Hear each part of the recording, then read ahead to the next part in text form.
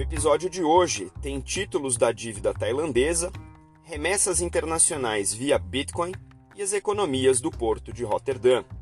Eu sou Maurício Magaldi e esse é o Block Drops, o primeiro podcast em português sobre blockchain para negócios.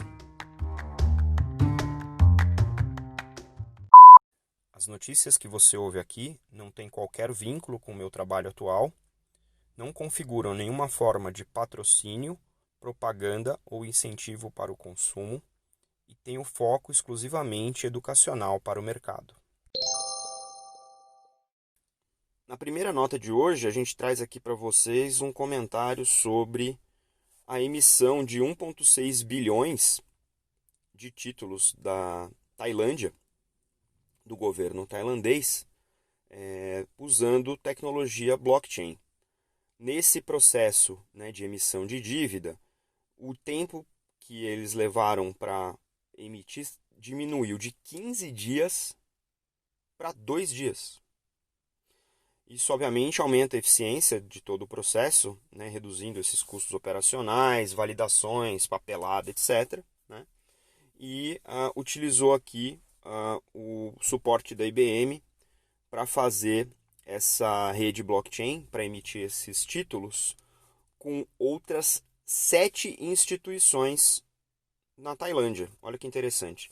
Diferentes autarquias públicas, o Banco Central tailandês sendo um, mas tem a depositária de securities da Tailândia, tem o escritório de gestão de dívida pública, a associação do mercado de títulos tailandeses e 4 bancos, ou seja, é o blockchain fazendo aí a ponte entre o público e o privado na emissão desses títulos da dívida. Olha que interessante aí, cruzando as indústrias entre o público e o privado. O Banco da Tailândia também comunica que está estudando outras emissões de títulos de título de dívida, tanto para varejo quanto para investidores institucionais. Olha só, ou seja, você começa com grandes players, Então tem lá as entidades governamentais, 4 bancos, e agora pode estender esse tipo de emissão para outros públicos. O Banco Central tailandês não é estranho às questões de blockchain e criptomoedas. A gente já trouxe aqui alguns outros casos. Eles estão explorando com piloto a CBDC do BAT, que é a moeda local, para testar isso, começando com grandes grupos econômicos, o trânsito dessas CBDCs no atacado. Então é interessante ver alguns aspectos dessa implementação.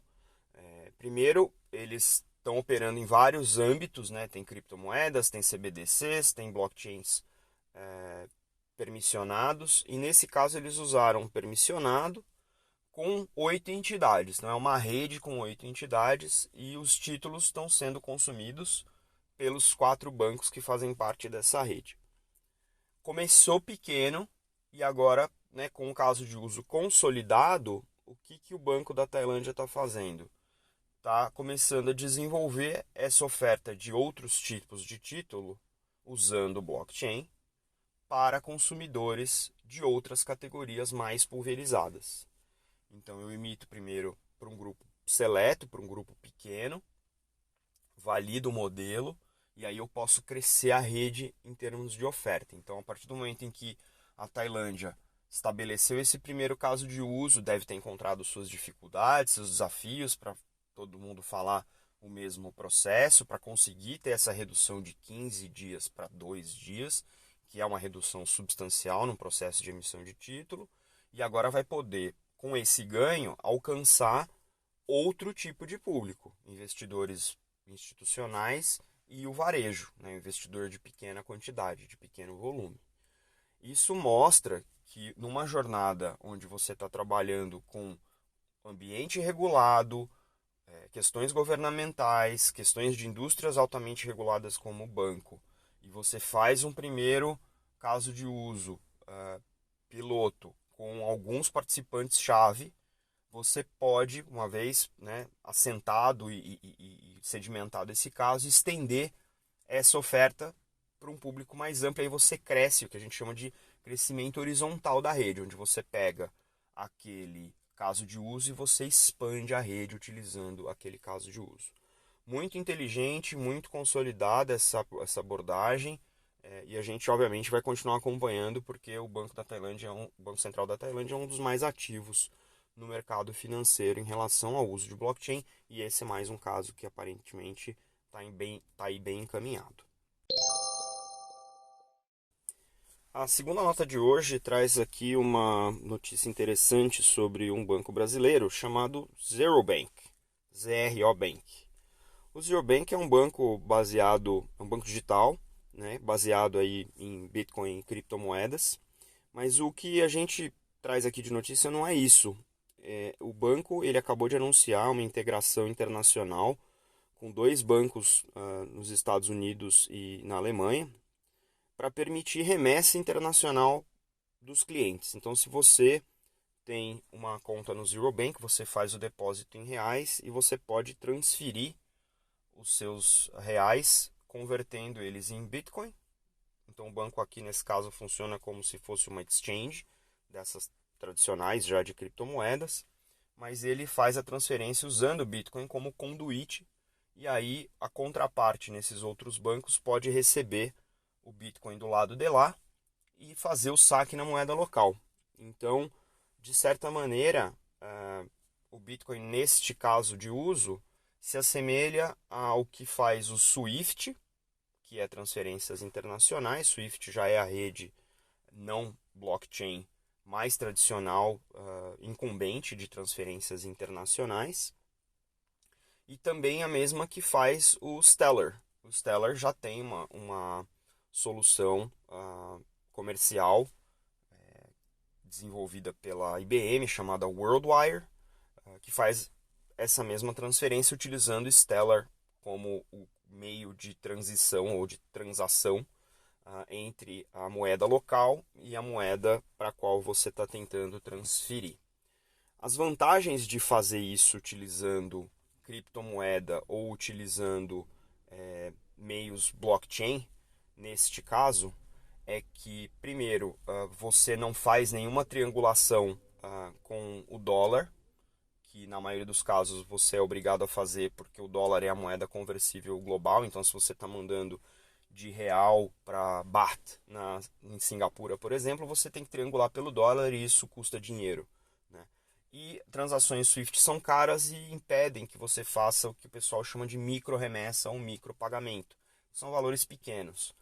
Com Bitcoin ou Stellar ou com o uso do blockchain como conduíte dessa transação, você pode fazer isso, primeiro de maneira quase em tempo real, né? Mas também não precisa passar pelo dólar e não precisa usar SWIFT. Então os custos transacionais também são bastante reduzidos, né? Segundo a matéria, o link está aí para vocês na descrição do episódio. Segundo a matéria, o Zero Bank faz essa transferência, inclusive, através ou do aplicativo ou usando o Telegram, que é o concorrente do WhatsApp na mensageria, né? Um aplicativo de mensagem criptografada também. Eles estão prometendo aqui uma transação em até 10 segundos, né? Isso aqui entra em operação no começo de 2021, né? E a ideia também é que o Zero Bank passe a transacionar não só reais e criptomoedas, mas também dólar, euro e até o ouro. Afinal de contas, eles já são uma e-wallet, né? Uma carteira digital aí, como uma exchange também funciona, né? O que eu achei interessante é a oferta de simplicidade, de poder fazer isso de maneira integrada com a sua conta corrente, utilizando ou o app do banco ou essa história de usar o Telegram também, né? E não ter que se preocupar em chaves, etc. Então isso é uma experiência também mais enxuta que o Zero Bank pretende oferecer para os seus clientes. Eu particularmente acho que essa é uma tendência global de você conseguir fazer um nivelamento de custo para baixo, para que o aumento da transação entre países aconteça, e aconteça através de conduítes baseados em blockchain. Então, o custo é menor, a tempestividade é maior, obviamente você aumenta o interesse em fazer essas microtransferências, porque o custo é muito mais acessível, né? Então, acho que a gente só pode esperar. Acho que parabéns para o Zero Bank pela iniciativa, e vamos ver como é que essa coisa entra em produção, quais são as implicações que isso traz e como o mercado vai reagir a isso, não só do ponto de vista de consumo, mas também do ponto de vista de regulação, controles e coisas do estilo. Quando a gente fala aqui que o blockchain pode ser usado de maneira sustentável, trazendo aí benefícios, a gente marca a história como blockchain for social good, ou blockchain for good, né? E o blockchain for good ele pode acontecer de várias maneiras, né? A gente acabou de discutir aqui um caso de redução de custo total para você aumentar remessas internacionais. Isso ajuda pessoas que tenham que mandar dinheiro para casa trabalhando em outro país e não consigam pagar as grandes taxas que os bancos cobram. Mas esse caso que eu trouxe aqui para vocês é um caso super interessante. É um caso que mistura algumas coisas que a gente vai ver, e isso pode ser uma tendência para o futuro, né? Para o breve futuro. O Porto de Roterdã é um dos portos mais modernos do mundo, com alto investimento em tecnologias, né, plural, e não é diferente, investem também em tecnologias blockchain. Tá? Um ano atrás, eles inauguraram um projeto chamado Distro.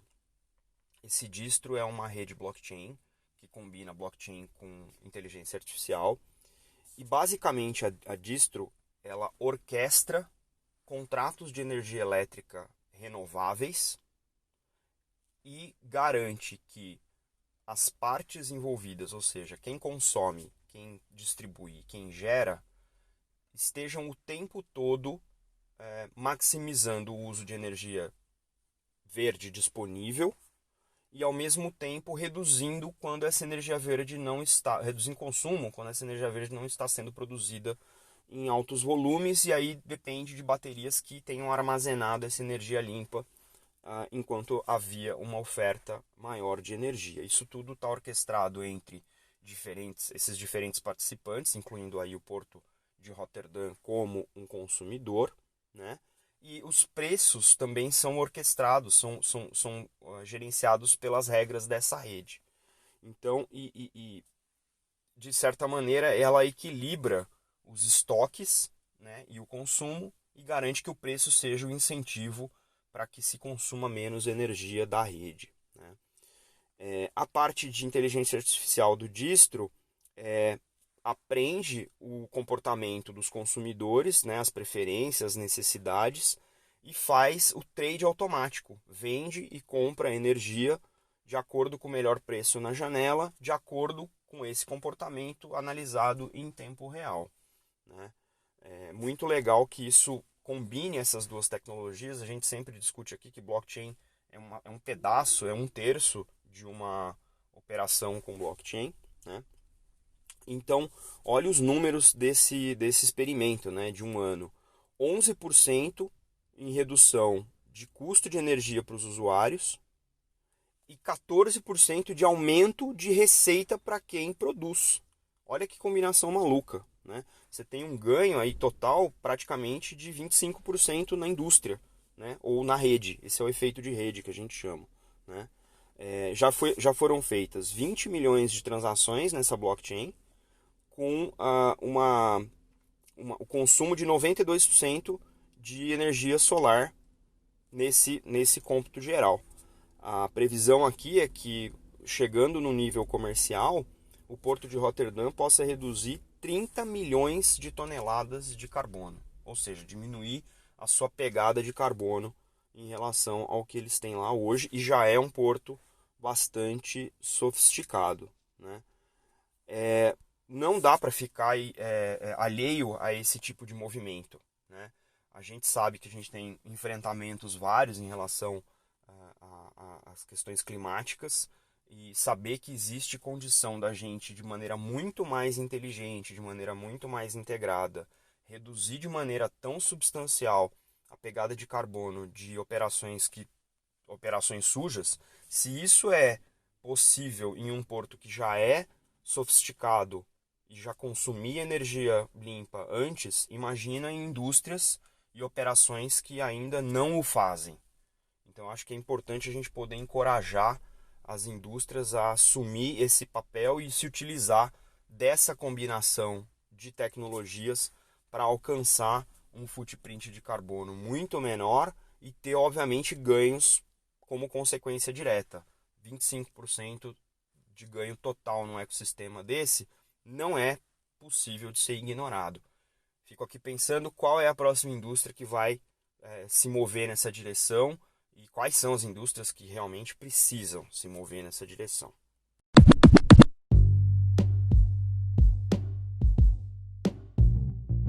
Você pode ouvir o Block Drops Podcast nas plataformas Numis, Google Podcasts, Apple Podcast, Spotify e Anchor FM. Entre em contato conosco através do e-mail blockdropspodcast@gmail.com, no Instagram Block Drops Podcast e no Twitter Block Drops Pod.